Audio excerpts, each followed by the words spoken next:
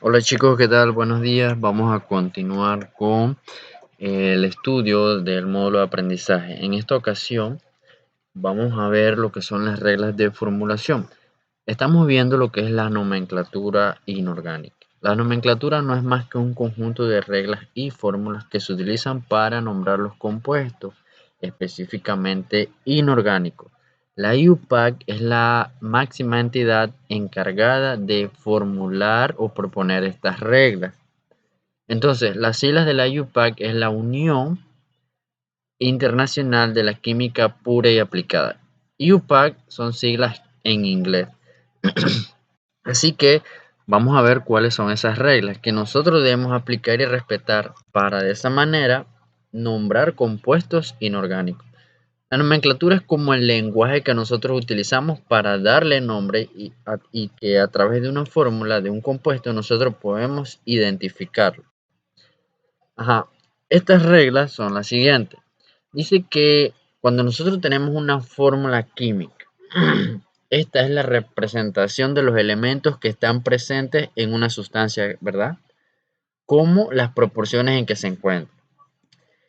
Por ejemplo, cuando nosotros tenemos un elemento, él se representa con su símbolo, ¿verdad? Pero cuando estamos en una sustancia química o en un compuesto, es probable que haya más de dos o más de dos elementos. Entonces, es necesario saber cómo representarlo y cuántos átomos de cada elemento aporta para formar ese compuesto. Así que nosotros debemos saber representar esto. Existen tres maneras en las cuales se representa: la molecular, la estructural y la de Lewis. En la molecular, aquí solamente se expresa la composición o la cantidad real de átomos que forman parte del compuesto. Veamos el agua. Dice que tiene dos átomos de hidrógeno por un átomo de oxígeno. En estructural, nosotros lo que vamos a ver son líneas o trazas, la cual representan los enlaces de los distintos átomos y a cuáles van unidos, ¿verdad? De manera en que se distribuyen en la molécula.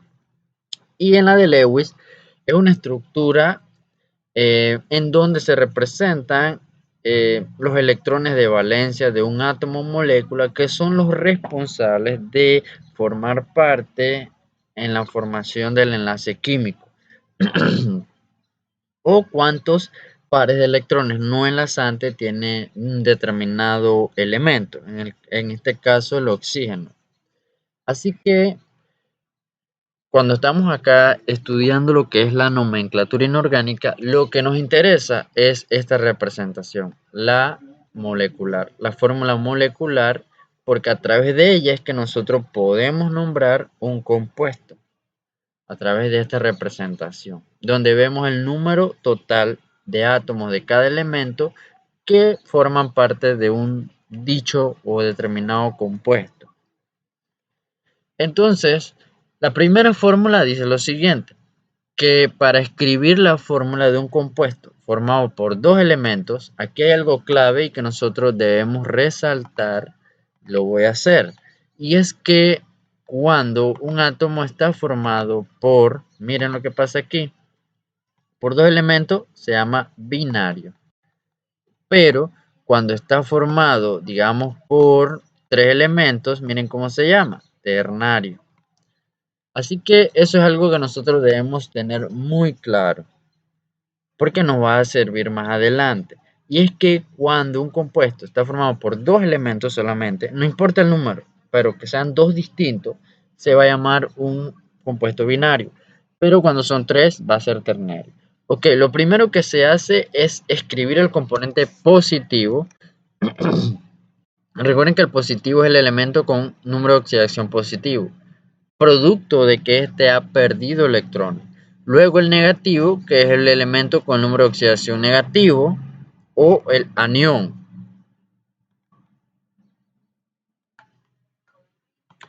Ajá. Luego, entonces sabemos que la fórmula química es correcta si la suma algebraica de los números de oxidación de todos los átomos presentes en el compuesto es igual a cero. Porque en la fórmula molecular, este átomo es neutro, no tiene cargas positivas ni negativas. Así que vamos a seguir. Otra regla de formulación es la siguiente. Dice, veamos ahora un ejemplo. Escribe los símbolos con carga ya sea del catión y del anión con el catión del lado derecho, ¿verdad? Vamos a ver eso. Vámonos aquí donde dice dibujar. Vamos a hacer la práctica simulada. Y dice, el cloruro de sodio, sal de mesa, ¿verdad? Escribimos primero el símbolo del catión y luego el símbolo del anión. Así que el catión es este,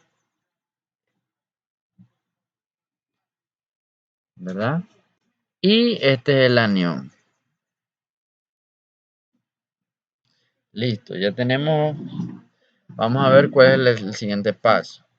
Dice que se intercambia el valor absoluto de los números de oxidación de cada especie y lo colocamos como subíndice del lado derecho del símbolo. Luego aquí verificamos, aquí hay un error, verificamos la suma algebraica de los números de oxidación. Vamos a hacer eso. Dice que el sodio tiene más 1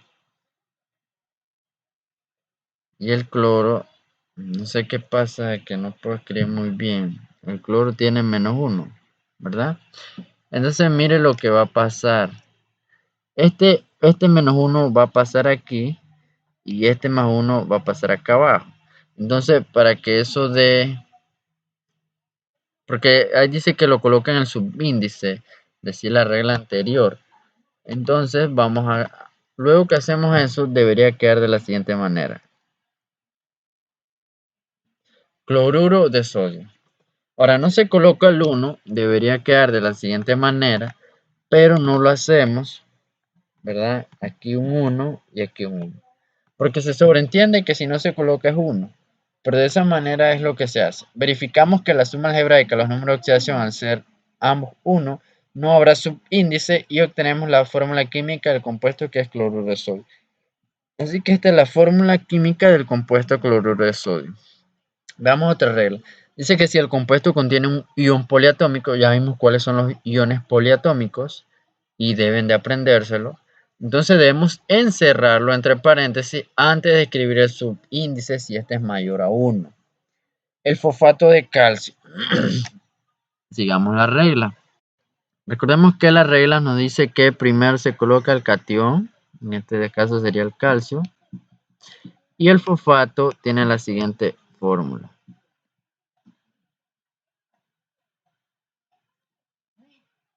Listo. Luego entonces el símbolo, aquí tenemos el del calcio y el fosfato. Luego verificamos la suma algebraica, el calcio más 2 y el fosfato es menos 3, por lo que deben emplear subíndices para poder balancear los estados de oxidación y que la suma algebraica sea igual a 0. Serían 3 iones de calcio y 2 iones, se colocan los subíndices. Entonces ahora vamos a colocar los subíndices. Los subíndices para poder balancearnos, yo tengo que colocar un 3 aquí, ¿verdad? Miren. Coloco un 3 aquí y esto lo voy a encerrar en paréntesis porque eso es lo que dice la regla. Lo encierro entre paréntesis, ese es un ion poliatómico, lo debo encerrar entre paréntesis y ahora coloco el 3. Digo el 2. Ahora sí he balanceado porque miren, 3 por 2 es más 6 y menos 3 por 2 es menos 6. Cuando yo sumo eso da 0. Entonces la molécula debe ser neutra, debe quedar neutra. Y ahora cuando yo hago eso, miren lo que me debe quedar. Mírenlo. Me debe quedar así.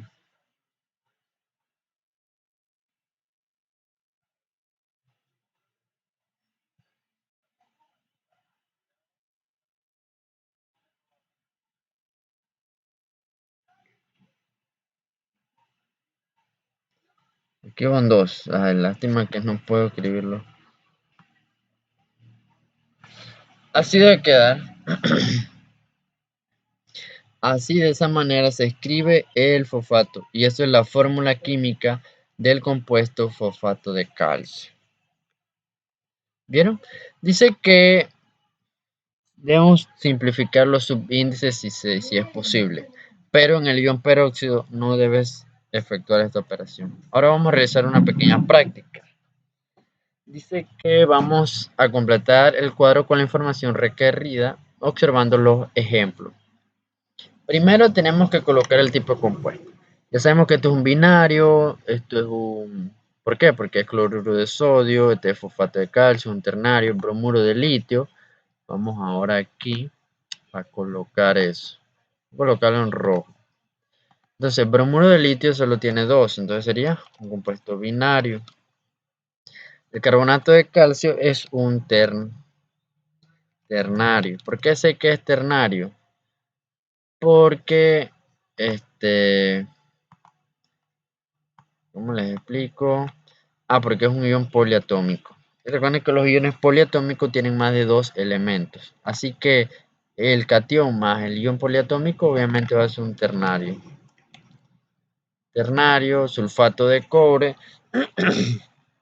igual va a ser ternario. Ahora acá, iones presentes, tenemos el bromuro y el litio. ¿Cuál es el catión? Obviamente el litio tiene carga más 1. ¿Verdad? No sé por qué el 1 sale así. Este es más 1, chicos. Litio más 1. Y el anión sería el bromuro. El bromuro es menos 1. Sería bromuro. Y la fórmula sería entonces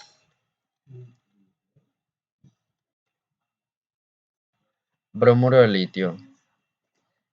Bien, vamos con el otro. Dice, ¿cuáles son los iones? Obviamente el carbonato y el calcio. El calcio, obviamente acá es más 2. El carbonato es CO3 menos 2. Y aquí sería... Esa sería la fórmula química, carbonato de calcio, porque estos dos se neutralizan y queda el compuesto así, neutro. Acá tenemos sulfato de cobre, así que tenemos sulfato y cobre. Acá el catión sería el cobre, creo que más 2. Y el sulfato es SO4 menos 2. Cuando se neutraliza queda, primero se coloca el catión y luego el anión, sí, sulfato de cobre. Veamos otro ejemplo, otra práctica. Dice que para escribir el nombre o nombrar un compuesto binario o ternario, seguimos una regla sencilla. Y es que primero se nombra el anión, seguido de la palabra de y luego el catión. Bien, aquí, este es un compuesto que binario, un compuesto ternario. ¿Por qué sé que es ternario? Porque miren, tenemos oxígeno, nitrógeno y potasio. O sea que son 3 elementos. Si tienes un compuesto tiene más de 3 elementos, es ternario. Si tiene 2, en este caso que es yodo y bario, no es el número de átomos de un elemento, porque si es así, aquí hay 2 de yodo y 1 de bario. Es el número de elementos como tal.